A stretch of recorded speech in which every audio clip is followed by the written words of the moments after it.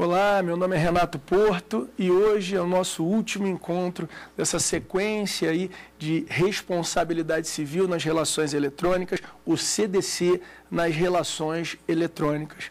Rememorando tudo que foi abordado até então, nós trabalhamos com os princípios gerais de direito do consumidor, com a chamada relação de consumo, quais seriam os direitos básicos do consumidor, a responsabilidade civil na web e hoje a gente vai estar abordando aqui um tema extremamente interessante, que são as excludentes da responsabilidade civil dos sites, sejam sites de relacionamento, sejam sites que promovam publicidades, sejam publicidades enganosas, abusivas, enganosas por omissão, e finalmente um tema extremamente da moda e que vocês com certeza vão estar encaminhando seus questionamentos aqui para a gente, que são os de sites de compras coletivas. Será que existe uma responsabilidade desse site de compra coletiva que intermedia essa transação? Se você tiver qualquer dúvida, encaminhe aqui para o nosso e-mail saberdireito@stf.jus.br. Não se esqueçam de, no corpo desse e-mail, identificarem o professor Renato Porto e a matéria abordada, o CDC nas relações eletrônicas e a parte competente. Se a gente está falando de excludentes da responsabilidade civil, como é que eu isento a responsabilidade, você pode trazer isso. Hoje aqui no estúdio, nós estamos na presença ilustre dos nossos alunos aí, dos nossos amigos, que não existe aluno, existe amigo, tudo que a gente aprende aqui, na verdade, parte daí para cá. É esse coração de estudante que acaba movimentando e dando força para a gente estudar. Eu só tenho que agradecer nesse último encontro a existência de vocês aqui presentes e a existência de vocês que estão assistindo aí e me dando estímulo ainda maior para continuar nessa luta aí do direito do consumidor, que é uma matéria extremamente interessante, e nas relações virtuais que está mudando a vida das pessoas. Não se esqueçam, vamos lá. Eu vou dar uma relembrada aí na última aula. Na última aula, eu abordei a questão dos direitos básicos do consumidor. E quando eu falei dos direitos básicos do consumidor, eu trouxe proteção à vida, saúde, segurança, educação, informação, publicidade, práticas comerciais abusivas, cláusulas contratuais, contratos, danos materiais, danos morais, acesso ao judiciário, inversão do ônus da prova e serviços públicos, adequada e eficaz prestação dos serviços públicos. Se eu já tenho a parte principiológica, já tenho a relação de consumo, já sei quais são os direitos, já estudei responsabilidade civil, vamos ver agora quando é que dá para excluir. Não é porque a responsabilidade é objetiva que o fornecedor responde sempre, muito pelo contrário. Agora, quem tem que estar de antena ligada aí é justamente a pessoa que representa os empresários, as pessoas que querem saber como defender essas pessoas que, por muitas vezes, vejam, a boa-fé é uma via de mão dupla, tem que ser boa para o consumidor e bom para o fornecedor também. Existem consumidores de má-fé e existem empresários, fornecedores, que por muitas vezes acabam se enquadrando numa situação de extrema desvantagem pelas questões todas que eu abordei até então. E você tem que saber como se defender. Tá bom. Você, estudante, sabe como acusar, sabe como defender, sabe como regular essa relação jurídica. Tudo bem. Então, vamos lá. Eu vou pensar aí 3 exemplos, né, mais emblemáticos, que são sites aí que trabalham aí no mercado, estão ganhando muito dinheiro com isso e estão causando muitos danos com isso. Primeiro deles, os sites de compras coletivas. Como é que funciona um site de compra coletiva? Você acessa aquele site, um empresário, no intuito de difundir a sua marca, cria um contrato com aquele site, o site recebe um pequeno percentual das transações que são feitas via web. E aí, se eu quero divulgar a minha marca, se eu quero aumentar o trânsito de consumidores dentro da minha empresa, o que eu faço? Eu reduzo agressivamente os preços desses produtos e depois dessa redução agressiva, quase que a preço de custo, mais consumidores frequentam a minha empresa e depois disso eu tiro os descontos e a pessoa já se acostumou e a pessoa já passou a comparecer naquele meu estabelecimento, a apreciar a prestação dos meus serviços, o que eu faço logo em seguida? Volto a praticar os preços normais, médios de mercado, e aí eu utilizei desse site para difundir a minha mensagem, para difundir o meu negócio. Extremamente interessante, é aquele famoso jogo do ganha-ganha, ganha quem consome, ganha o fornecedor que difunde a marca, ganha o site de compra coletiva, todos ganham. O problema é o seguinte, como eu falei numa aula aqui, eu falei para vocês o seguinte, que o Henry Ford disse que na corrente de fornecimento, o elo mais fraco, que é o consumidor, nenhum outro elo pode ser mais forte do que o elo mais fraco. E por muitas vezes, fornecedores desrespeitam isso. Por quê? Eu tenho visto nesses sites de compras coletivas produtos sendo vendidos muito mais baratos. Serviços também sendo prestados de forma muito mais barata. Só que serviços, quando são prestados, por mais que sejam baratos, de péssima qualidade. O público feminino está sofrendo isso com tratamento de estética, escova progressiva, maquiagem tal, isso e aquilo. A pessoa vai, olha por um preço muito mais barato, faz aquela compra coletiva, se dirige até aquele lugar, só que o tratamento que é utilizado é um tratamento de baixa qualidade e não corresponde à justa expectativa depositada pelo consumidor que acreditou na marca, que confiou naquele fornecedor. Esse é o primeiro problema, quando aquele serviço não corresponde à justa expectativa depositada pelo consumidor. O que é isso? Um serviço viciado. Isso é o serviço de baixa qualidade. E o pior de todos é quando você efetua o pagamento e o serviço não é prestado. E a restituição das quantias que foram pagas, por muitas vezes, não ocorre. A proliferação desses sites acaba por gerar bons e maus sites, bons e maus fornecedores, e que estão aí no mercado e causando danos à torta e à direita. Tá bom, tudo bem. Isso pode acontecer? Pode, desde que seja respeitado tanto o consumidor quanto o fornecedor. Sites de compras coletivas. Qual é a responsabilidade do site? Subjetiva ou objetiva? Objetiva. O site responde independentemente da existência de culpa. Vai responder sempre? Não, senão seria a teoria do risco integral. Quais são as excludentes da responsabilidade civil? Daqui a pouquinho eu abordo. Não é porque é a responsabilidade objetiva que você responderá sempre. Sites de compras coletivas. Ponto. Um outro caso é o das publicidades veiculadas via web. Primeiro, vamos dar uma diferenciada entre publicidade e propaganda. Ué, Renato, publicidade não é a mesma coisa que propaganda, não? Não, não é. Publicidade visa auferir lucro, dar dinheiro. Eu quero ganhar alguma coisa. Eu viso auferir lucro diretamente. Se você viu a nova publicidade do carro X, aquela publicidade é para vender o carro X e é para dar lucro para aquela empresa. Renato, e a propaganda? A propaganda vem do verbo propagare, ou seja, vem da finalidade de propagar uma mensagem.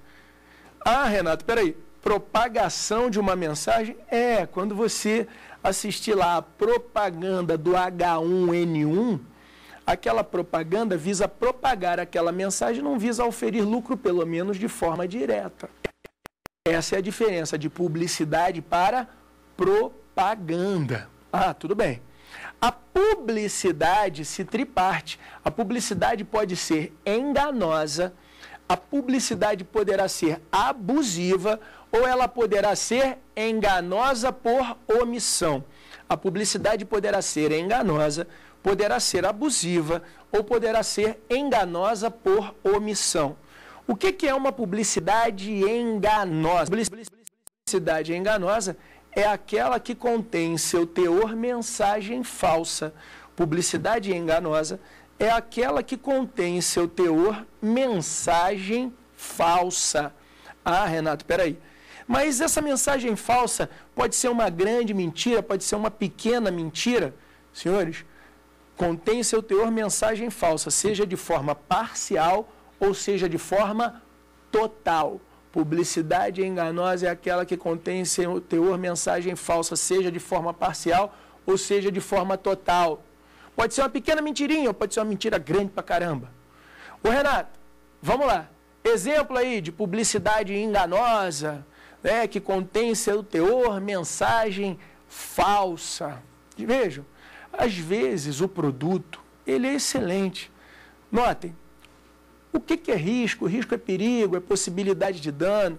Só que os riscos, eles podem ser de concepção, de industrialização ou de comercialização. O que é um risco de concepção? Na hora que o produto está sendo imaginado, na hora que o produto está sendo criado, desculpem o termo, na hora que o produto está sendo bolado, ele é mal imaginado, ele é mal pensado, ele é mal bolado. É aquela fórmula do medicamento que tem uma falha. É aquela planta do imóvel que é uma planta feita de maneira inadequada. Eu não sei se vocês já viram, às vezes existem imóveis que você vai subir para a garagem e o fundo do carro arrasta no final da rampa. O que é aquilo? Uma planta foi mal projetada, aquela rampa foi mal projetada. Foi um risco de concepção. Ah, olha, eu tenho 1,96 m, vira e mexe, eu vou descer uma escada, eu bato com a cabeça em um anteparo, assim. O que é aquilo? Foi mal projetado. Aquilo foi projetado, vai ter gente de meio metro que vai passar ali, vai ter um cara de 2 metros que vai passar ali, vai machucar, vai.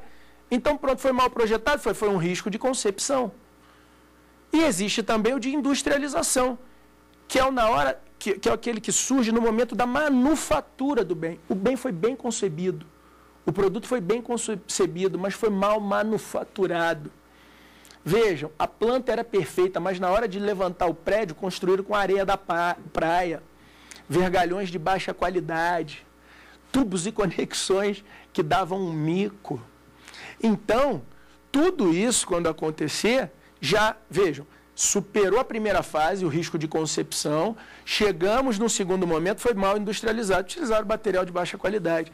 E, finalmente, o risco pode ser de comercialização.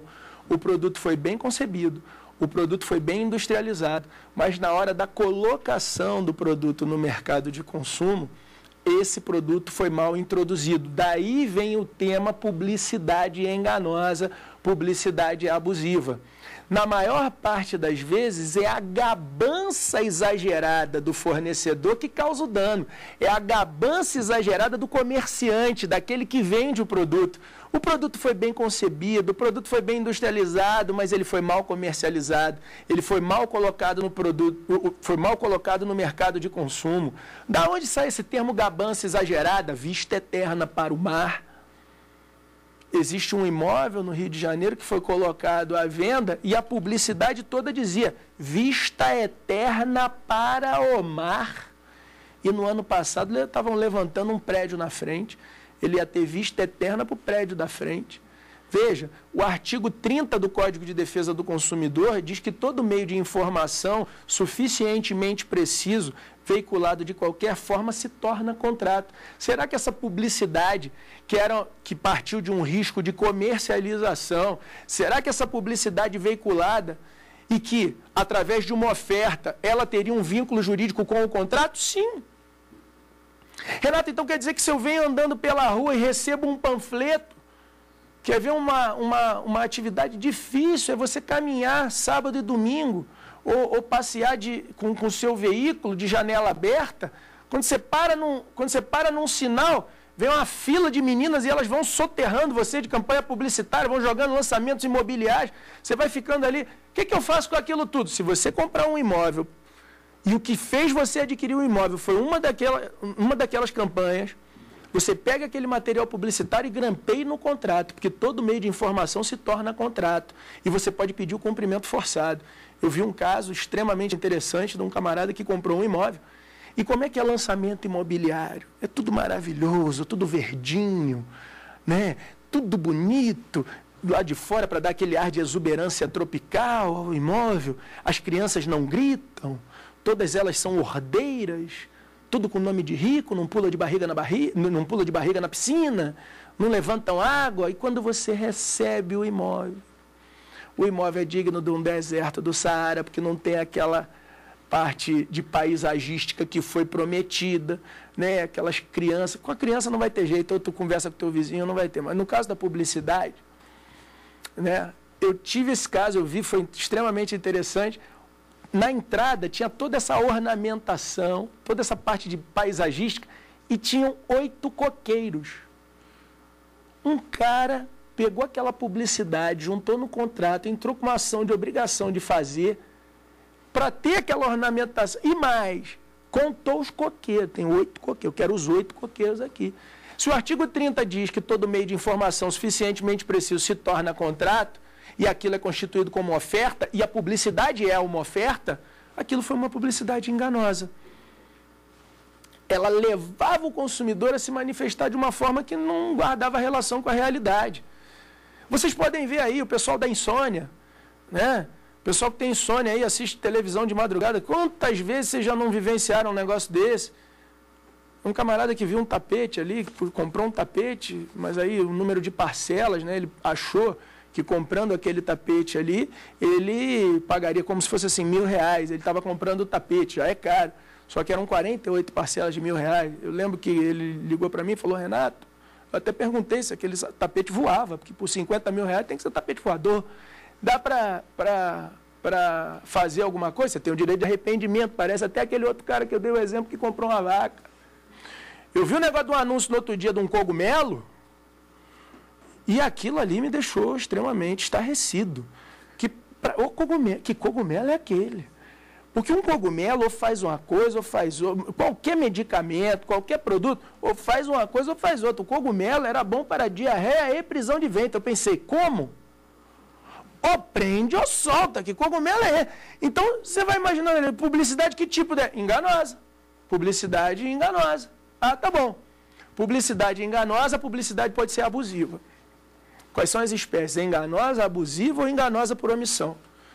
Publicidade abusiva é aquela que estimula o consumidor a se comportar de forma prejudicial à sua integridade. É aquela que estimula o consumidor a se comportar de forma prejudicial à sua integridade. Renato, como é que eu me comporto de forma prejudicial à minha integridade? Vejam, se a publicidade gera confiança, e as pessoas normalmente confiam nas marcas, por muitas vezes você adquire um produto acreditando na marca e esse produto pode causar um prejuízo. Vejam, publicidade do tabaco, publicidade do álcool.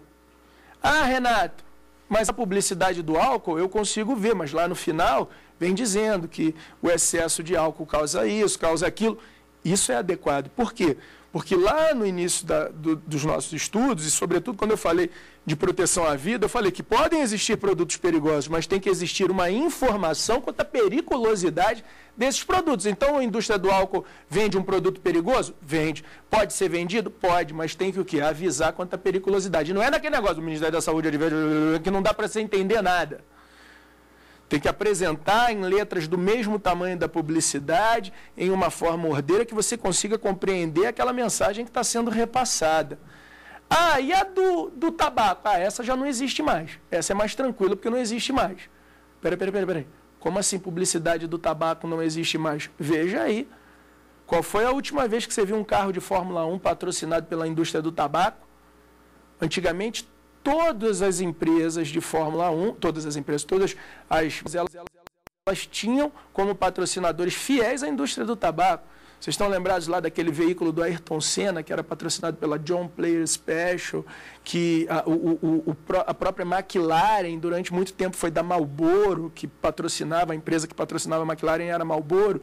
Isso aí foi sumindo, pode ver que não existe mais. Não existe mais nenhum tipo de publicidade. Você não vê um outdoor de uma empresa tal, você não vê um carro sendo patrocinado. Espera aí. Por que será que os produtos perigosos patrocinam esportes radicais? Para você ter aquela sensação de que você pode mais do que poderia se não usasse aquele produto. E quem são os principais patrocinadores de esportes radicais? Verifiquem.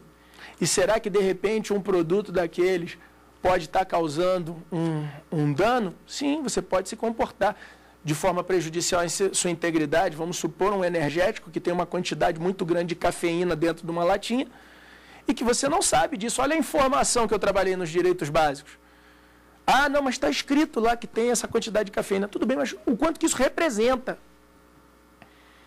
Porque 99% das pessoas vai ver, está escrito lá a quantidade de cafeína, mas não sabe o quanto que aquilo representa em número de xícaras, vamos dizer assim. E se for 50, se for 100 vezes?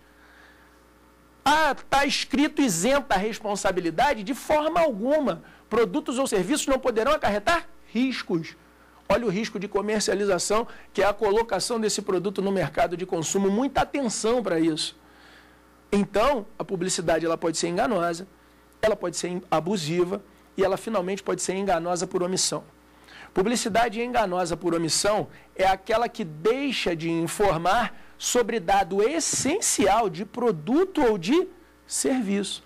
Publicidade enganosa por omissão é aquela que deixa de informar sobre dado essencial de produto ou de serviço. Como assim deixa de informar sobre dado essencial de produto ou de serviço? Vou dar um exemplo agora, para dar uma tranquilizada aqui, memória emocional, aquela história toda que vocês já estão cansados de conhecer. O primeiro imóvel que eu adquiri na minha vida, eu adquiri o imóvel na planta. E quando eu comprei aquele imóvel na planta, eu vi a maquete do imóvel. E ali tinha maquete, bonitinho, o prédio levantando ali, um solzinho, uma luazinha, eu até já falei sobre isso. E aí, senhores, por que eu falei isso dos sites?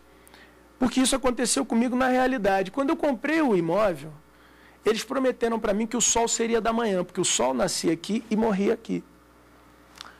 E aí, quando você compra lá o primeiro imóvel, tu vai acompanhando e vai pagando, aí vai levantando lá, laje por laje, aí tu vai torcendo, vai passando. Se lembra daquilo que eu falei, que toda vontade, quando muito estimulada, se torna um desejo, todo desejo, quando muito estimulado, se torna uma necessidade? Você paga a primeira parcela, você já quer o prédio. Então você fica passando ali na porta, para aquela vontade se tornar um desejo, desejo se tornar uma necessidade, depois você não conseguir viver como. Aí você vai olhando, aí sobe o primeiro andar, sobe o segundo, sobe o terceiro, sobe o quarto. Um belo dia de sol, vou eu indo para a praia, passo lá pelo empreendimento, o empreendimento já levantado lá, e aí eu resolvo ver qual era o meu apartamento. Aí eu olhei, olha, 1, 2, 3, 4, 8, ó, coluna tal, tá ali, ó que coisa maravilhosa, ó que bonito. Só que aí, quando eu vi, o sol da manhã estava do outro lado. Imaginei, no final da tarde, como é que está isso? Volto no empreendimento no final da tarde. Senhores, meu imóvel não era o sol da tarde. Ah, o que eu fiz? Em ato contínuo, corrida ali, fui até a empresa que tinha me vendido, procurei o corretor de imóvel e falei, olha aqui, se lembra que tu me vendeu o sol da manhã? Ele falou assim, lembro, tá, que foi isso mesmo? Foi. Então, cadê meu apartamento? Não, vamos lá que é impossível. Olha o cara. Não teve. Vamos lá, botei ele no carro, voltei lá. Aí eu falei, olha lá, olha ali o sol da tarde, ali dentro da minha casa. Aí o cara ficou olhando, aí pensou, olha o que é espirituosidade. Pensou, ô Renato, que ano que a gente tá? Aí eu falei assim, também, vamos dizer, 90 e tal. Aí ele falou assim, é isso. Eu falei, isso o quê? Ele falou assim, é ano bissexto. Eu falei, peraí. Tu tá dizendo para mim que no ano bissexto o sol nasce do outro lado? Ele falou, tu não sabia não? Eu falei, que é isso, rapaz?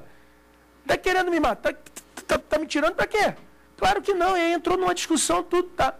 A juíza, um processo, tá, eu consigo a troca daquele imóvel por um sol da manhã. Depois ele falou para mim, Renato, é porque para vender a gente coloca aqui o sol da manhã. Depois que vende uma coluna toda, bota o sol pro outro lado. Quer dizer, vende o sol da manhã para todo mundo. Eu falei, e quem reclama? Ele é ano bissexto. Ah, entendi. Veja só, isso é uma publicidade enganosa por omissão. Eu só descobriria no momento do desenvolvimento daquela atividade. Vejam, será que aquele imóvel que foi vendido com vista eterna para o mar e 10 anos depois estavam levantando uma edificação na frente, isso não seria uma publicidade enganosa por omissão? Espera aí. Uma coisa é o direito de propriedade, de alguém levantar um imóvel, eu não posso brecar aquilo. Outra coisa é eu ter vendido, garantido a vida eterna, não, garantido a vista eterna para o mar, e eu mesmo estar levantando um prédio na frente. Não pode. Aí eu posso falar, olha, essa mesma empresa não tem o direito de fazer isso comigo, porque senão vai estar me causando um dano. Ah, tudo bem. Beleza, então isso é um caso de publicidade enganosa por omissão. Vejam, trabalhei com vocês os sites